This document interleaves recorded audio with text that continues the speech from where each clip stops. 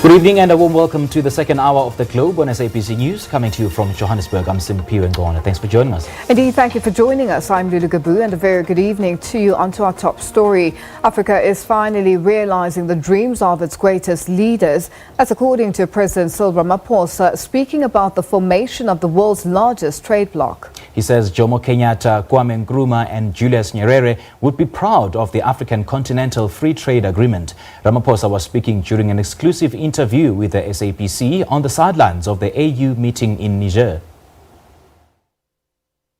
Well, the coming into effect of the Africa Free Trade Area Agreement basically means that Africa is fulfilling the dream that was crafted by the founders of the OAU more than 60 years ago, when they conceptualized the formation of an integrated Africa.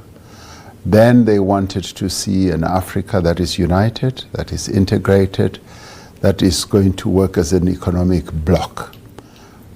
This time round, we were able to fulfill that dream that the likes of Julius Nyerere, Kwame Nkrumah, Jomo Kenyatta had in mind when they formed the OAU, which is now the African Union. We were able this time round to form this common market, a mighty market which encompasses 55 countries, which will have a population span of 1.2 billion people on the African continent, but more importantly, which will cover a GDP of $3.2 trillion, where African countries will, for the first time, be able to trade amongst themselves much more effectively, competitively, but at the same time reaping the benefits of a free tariff area in their own continent. This is going to catapult the economies of many African countries, and this is where South Africa stands to gain a great deal, because we are then, as the industrial powerhouse of the continent, going to be able to reap the benefits of this Africa Free Trade Area Agreement, the various African markets, with their products, with their services, knowing that those products can penetrate various markets on a tariff-free basis or near tariff-free basis. And so we will be able to compete with products that come from other continents on a quality basis, on a price basis, and on an accessibility basis. But the other important derivative or byproduct of this agreement is that it is going to be an enabler, a game changer in many ways, an enabler in the sense that it is going to get Africa to be much more serious about infrastructure, because in order for the products to move, to be accessible, we will need roads, we will need railroads, the airwaves must be opened. And as products are able to be traded around, companies are going to be demanding, they are going to be requiring that infrastructure must be put in place. So all these things are going to move in tandem, enabling Africa to accede to the highest level of economic integration. And by the way, this is going to be the largest market, single market in the world, where we are going to be able to have so many people at one go among so many countries being able to trade with one another. So it is a historic day. It's a great fulfillment of the dreams that were crafted by our forebears. And this, for us, has been a proud moment that we, South Africa, who were the pariahs of the world, who were the one country that destabilized the continent, are now able to be part of this. So for us as South Africans, apart from what we are going to gain in being part of this market, it's a great, great opportunity, because through this we are confirming that We are a member of the nations of Africa. We are respected as one of those, and we are accepted as one of those. Another highlight moment was when Nigeria finally signed to the Free Trade Area Agreement after their own ratification. That was hugely applauded because Nigeria, being the huge single market in our continent, was awaited. So when you have Nigeria and you have Egypt and you have Kenya and you have South Africa, then you've got the powerhouses, economic powerhouses of the continent. And those are now going to get the continent to move forward. Great day indeed for us. And to talk to us about the significance of the free trade agreement, we're joined via Skype by economist David Owiro. A very good evening to you, Mr. Owiro. Thank you so much for joining us. Now, this free trade area has been met with so much praise, but do you think it is actually a good idea?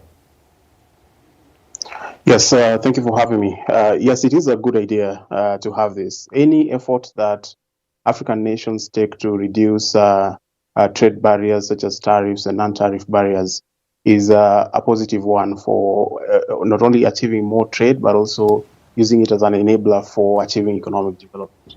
So certainly this is laudable for the leadership in Africa, and it certainly augurs well for economic development on the continent.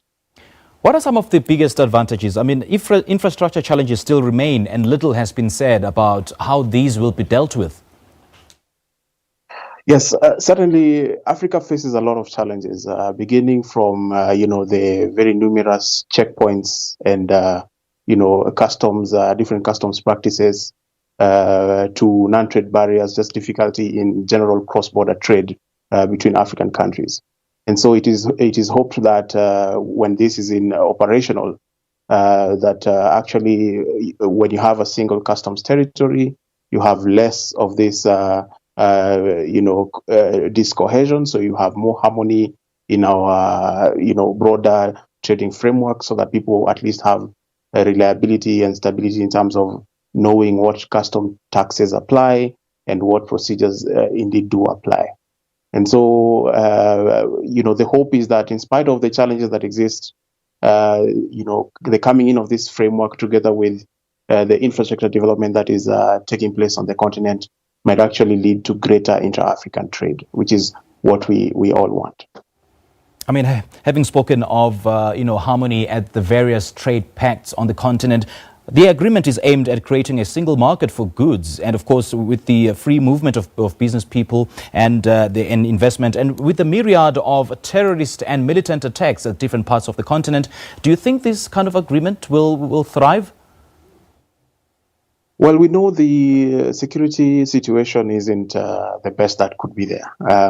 But one thing that we do know is that the security conflicts emerge from one of economic contestations. And so at the moment we have a framework that perhaps enhances people's economic situations and makes lives better for individuals, perhaps this contestation might actually augur well for the future of security and stability within Africa. And so if you look at security from a standpoint of, laying a groundwork of perhaps economic prosperity, we know that this might actually lead to better security outcomes. But nonetheless, Africa also cannot fold its arms and, be sort of resigned to the fact that, we have conflicts and therefore we cannot move forward in our aspirations. I think that would be the wrong approach. And so in spite of the security challenges, it's only best if nations within Africa do indeed pursue and put in place policies that advance their own economic prosperity, such as this one. For centuries, European countries and more recently China have been stripping the continent of its own, natural resources. So could this mean that Africa can now reclaim its right to its own mineral resources? I mean, will the current status quo continue? Well, we have some, of course, economic momentum already going on in terms of trying to diversify the trading outputs and the export profiles of African nations. This has been espoused from the AU's Agenda 2063 all the way down to the regional economic blueprints that the individual countries are pursuing.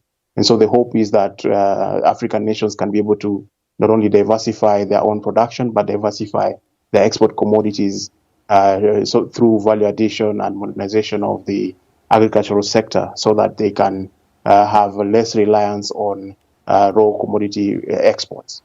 And so if having this framework will lead to greater intra-Africa trade as is envisaged, we know that Africa, our value add within Africa is actually traded most amongst ourselves. And so if intra-African trade currently stands at 18% and that grows even to 30%, that will actually mean a doubling of our manufacturing class. And so that will be quite significant for not only in terms of wealth creation, but also creating employment opportunities for our young population. Now, Eritrea being the only country that hasn't signed, what will convince them to sign this deal? Well, the issues about signing, of course, there have been, various worries here and there, and these tend to be mostly domestic. And we know signing on to this CFTA is largely political decisions that the leadership of these countries hold. And so there's generally a fear amongst smaller nations that, when you're in a trading bloc with larger nations, you run the risk of, putting your production or your local domestic manufacturing at risk, and that you might be overrun by these bigger economies. But one thing that I might say, that is a bit positive is even in situations where a small partner is entering into a preferential trading arrangement with a bigger economic partner, economics has sort of shown us that the two are still able to coexist, and they're able to achieve comparative advantage due to the various specializations that they can enter into, and that might result as a result of that trading framework. And so perhaps these fears are largely assuaged, but ultimately this remains to be political decisions of which the local leadership have to make ultimately in the end. David, making it easier to trade goods through Africa for Africans will also open the world further to the buying power of Africans. Just how will such a purchasing power be affected? I think it's going to be quite significant. If you look at the size of the African market, we're talking about 3 to 4 trillion economy with a very large population of 1.2 billion people. And so this is quite significant when you take into account also the rising incomes that we've seen a lot of African economies moving into the lower middle income category. And so this, of course, will translate to not only consumption power, but also to just increase disposable incomes in people's pockets. And so anyone who's looking to trade with Africa, of course, this is quite an opportunity. On the other hand, also, in terms of the investment attractiveness of Africa, this is going to be, will move in quite a positive direction, because you not only have a predictable framework, but there'll be a lot of cohesion in terms of trading framework, as well as, reliability in terms of policies that are put in place, which is something that the business community values greatly. All right, David, thank you so much for your time. We appreciate it.